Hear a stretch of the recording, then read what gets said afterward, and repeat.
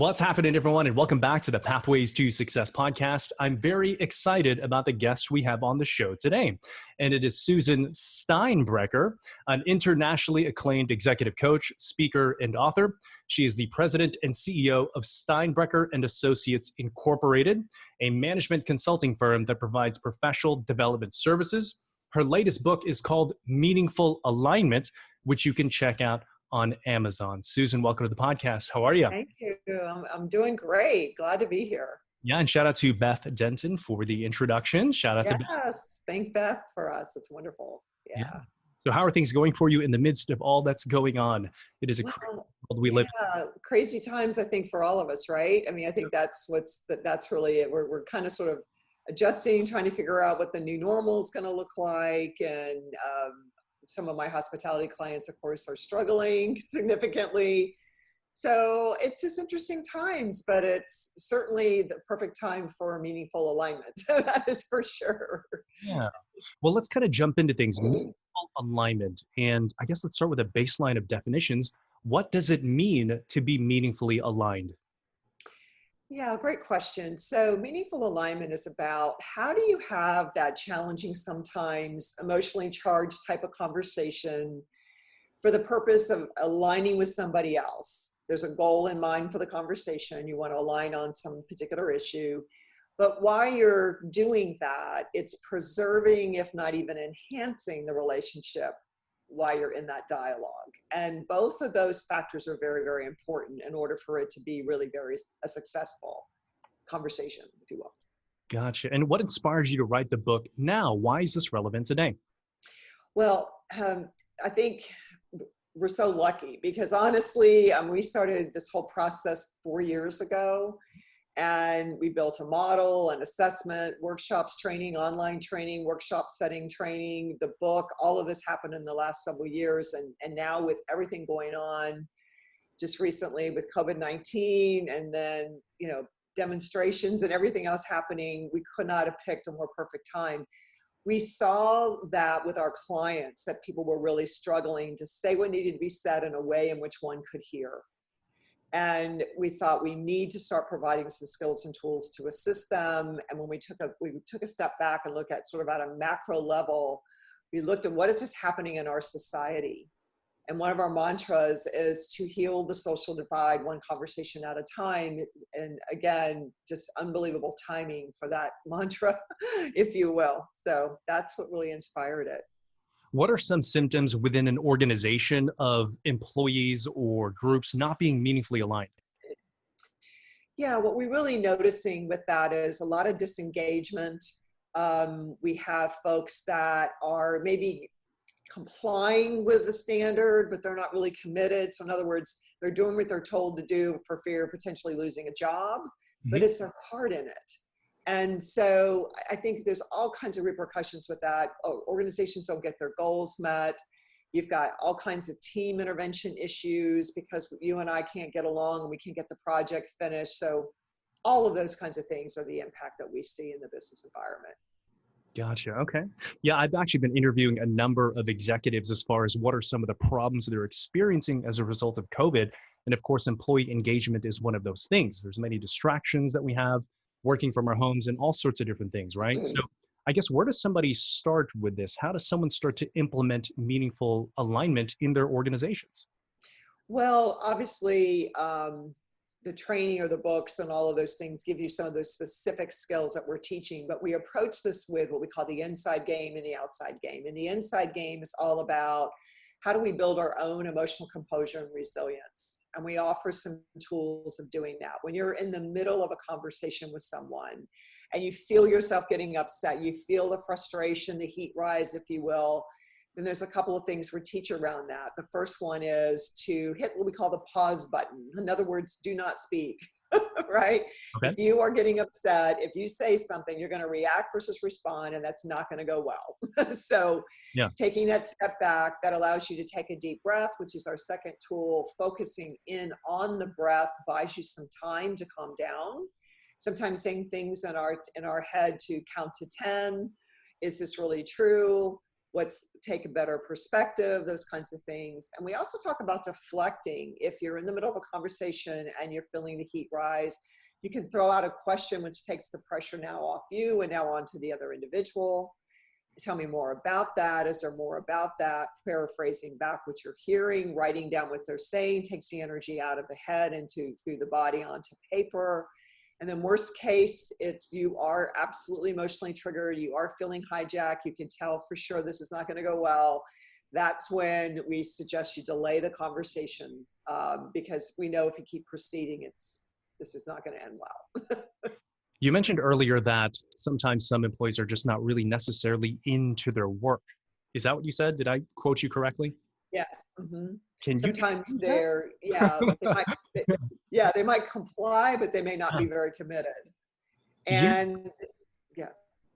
I'm sorry, go ahead. So No, I was just going to say that the commitment comes from I'm motivated to want to perform here. yeah. I'm sitting in a culture or an environment that is supporting me to be motivated to work at my very best with this individual. Mm-hmm. And when you have an employee who wants to do their very best for that manager or for that organization, I don't know how you can really go wrong. You know, you have all the best intention, you have all the motivation that's necessary. If there's a skill gap, that's something else. Compliance is much more about, I have to do this. You're making me do this. So they kind of go kicking and screaming. And the minute you turn your back, they're off to their own agenda. They'll find 5 other things to do instead. So Mm-hmm. that's really what I was referring to on that one. Gotcha. You know, I spoke with an executive yesterday, and one of the symptoms of not being engaged as an employee is everyone is having kind of a little bit of like Zoom fatigue right now, right? And Yes. something that this individual is noticing is that, some of her employees are just not engaged or slunched back in their chair. They're not volunteering for opportunities. They're just not being collaborative as far as these discussions. Like, where would you start? How would you begin to rectify that? Yeah, I think the first thing to do with something like that is just to address it. There is such a thing as Zoom fatigue. We are social beings. We're used to being socially with other people. So there is a screen dividing us. At least we can see them and that's good, but that's not the same thing. Mm-hmm. So acknowledging this is what's happening. Let's talk about how we're actually feeling about things right now. And then by allowing that sort of platform for things to be expressed, we can then say, what's 1 or 2 things that's going to help you right now? What is a plan you can put into place right now that will help you feel less distracted and more engaged? And then hold them accountable to those particular ideas that they surface themselves. I think that's something that can be done immediately. I think just acknowledging it is a really big first step. So when it comes to this, how much of it can you fix versus when is the time to potentially replace the individual? Like, what does that look like? Yeah, that's always very, very tough because you want to really look at and ask yourself the question, as a leader, have I honestly really done everything that I can do here? And you'll know that answer in your heart of hearts. In other words, have you had the conversation? We're back to having the conversation again. That's Yeah. sometimes uncomfortable. Have you had the conversation with this individual and said, listen, here's the purpose of my conversation. This is what I'm noticing is happening. What do you think is the impact of that? Here's what I think is the impact of that. What do you think is causing this? This is what I think is causing this. What do you think is the solution? Noticing all the way through, we have a 6-step roadmap that I'm basically talking through. Notice all the way through, we're asking them first. We're asking the employee first. What do you think? What do you think? What do you think? That shows respect. It buys you time as a leader to take the deep breath if you don't like what you heard. Yeah. And it also really is an accountability model. So you do follow up with, here's what I heard you say. Here's what you're going to do by X date. Did I get that? What did I miss? And then you, of course, want to follow up with that. So those are some ways. You need to know in your heart of hearts you've really done everything that you can. And if you really feel like you have, then it's time to do that. Honestly, it's what I sort of call tough love sometimes. Yeah. We're not helping the individual if they're miserable and unhappy and not performing. They're probably not doing well if that's the case. Yeah. So how do we help them and help yourself in the organization at the same time? And sometimes that means a termination. Yeah. I love it. So I'm not sure I did a good job of unpacking these 2 differences here. So if you could help us elaborate a little bit more on that, the differences between an inside game and an outside game, I think that's a key component of the meaningful alignment methodology or philosophy. So, yeah, thank you. So the inside game is all about what is going on within us. how are we showing up? How emotionally composed and resilient are we? And the outside is what's happening with that other individual. So I want to have the conversation, and I just shared some of the steps of the roadmap to have that kind of conversation. But I'm also looking at how do I facilitate or manage the emotion that person's displaying? So we're in the conversation now. They're getting upset, right? Now, what do you do with all this emotion kind of coming at you? And you want to de-escalate that and neutralize any negative emotion any way that you can. So ways we teach to do that is what we call expressing positive self-regard, using esteeming or positive self-regard statements like, listen, you always hit the ball out of the park. I'm noticing lately some things are going on. I wanted to check in and find out what's happening. So that. Another one is empathetic responding. So you don't have to agree, which a lot of supervisors get very tripped up around. Well, I don't agree that Johnny's been late 3 times this week. It's not acceptable. I'm not saying you agree, but you can reflectively listen back and say, what I'm hearing you say is you're having a challenge with this. What I'm hearing you say is that your car broke down and this happened and that happened. Did I get that? What have I missed? Right? So reflectively listening back with empathy calms the person down, because all of a sudden they feel safe. They feel like, okay, this person really cares. They're really listening. I need to pipe down here. Another one is active participation. And that goes back into, what do you think is the impact? What do you think is the cause? What do you think are the solutions? You're asking those questions. And then it is, again, all about this mindful listening, being fully present, 100% attention on the individual. They feel heard, they feel safe, neutralizing negative emotion again. So those are the 2 sides of that. Gotcha. What would you say is the most common mistake that you see leaders make when it comes to managing organizations, managing themselves, that prevent them from being meaningfully aligned? One of the biggest things that I see when whether managing themselves is sometimes they're not taking care of themselves. I mean, there's that whole side of it. So we think in order to build emotional resilience, you really have to approach that proactively in 3 ways. We call it mind, body, and spirit. So are we physically taking good care of ourselves, getting enough sleep, eating the right kind of diet, getting exercise in, doing things like meditation so that we stay grounded and centered? Mm-hmm. On the whole mental side, it's all about, what is sort of the self-talk that's getting in your way, those kinds of things. And then on the spiritual side, it doesn't have to be religion. It can be. For some, it's prayer. For others, again, meditation. For others, it's purpose. It's journaling, it's gratitude, it's all those kinds of things. So those are all things about taking care of self so that you do show up as the best leader. We know that it takes tremendous energy to be a good leader today. And so if, it's really hard to be patient and compassionate and have tons of the energy that you're going to need when frankly you're sick and you're tired. So there's that. And the other key thing that I see over and over again is leaders are in the trap of doing a lot of telling and not a lot of asking. So this is what we need to do. This is what you should do. Here's what you should be doing. Here's what the plan is. This is the next step. Instead, what do you think? What is the best course? What's the pro of that? What's the con of that? What's the impact of that? What resource might you need? It's flipping it completely. The leader should be the one asking the question, and most of the talking being done by the actual employee. Yeah. Gotcha. I want to give some very specific actionable steps that I know that you outlined, and I think there is a 6-step process for managing the outside game. Could you highlight what that looks like? Yeah, so I've spoken a little bit about it today, but the first one is to sit down with the individual. And by the way, what we're trying to do is we're trying to neutralize that negative emotion with those skills I shared at the same time as you're navigating your roadmap, right? Yeah. Why? Because you want to keep them in the game, basically. And to keep them in the game, you are doing things like empathy where appropriate, asking participation where appropriate, esteeming where appropriate. But the first step is the purpose. The purpose for this conversation today is about X. And that sounds so commonsensical, but the truth is we've all been in conversations where 2 or 3 minutes goes by and you still have no idea why the person's sitting there talking to you. And the reality is they're in meeting after meeting after meeting. So you need to state the purpose right up front.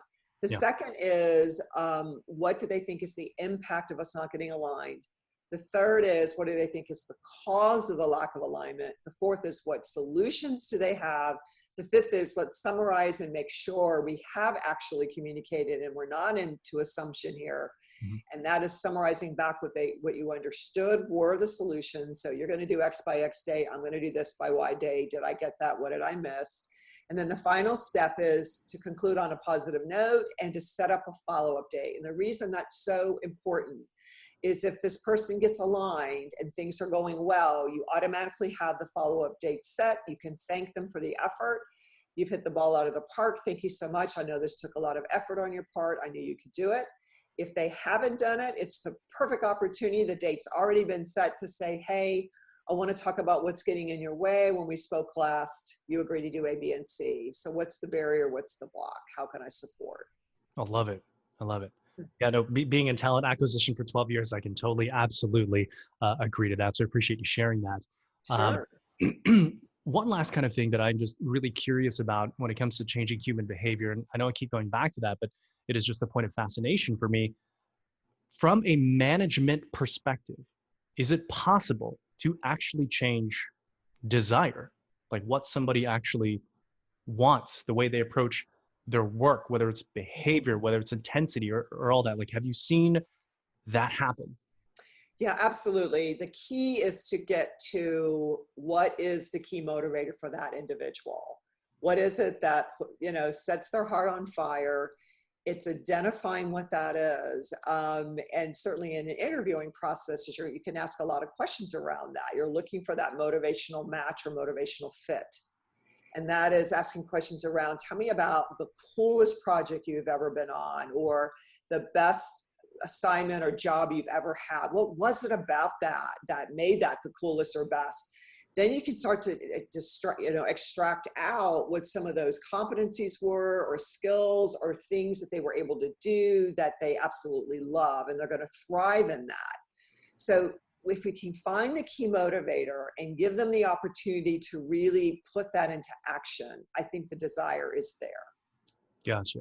And what would you say is the biggest question that you've used that can accurately unearth what that is for that individual?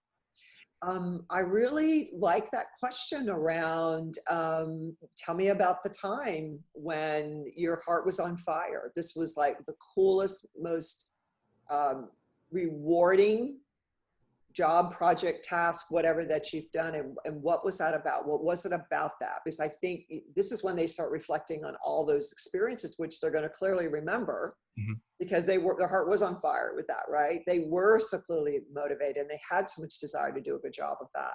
I love that question because I always get great results with it. I love it. I love it. Susan, tell our listeners and viewers how to connect with you, follow you, check out the book. Tell us all this. Thanks, Julian. Appreciate it. So certainly you can go to meaningfulalignment.com to learn more about our Meaningful Alignment program.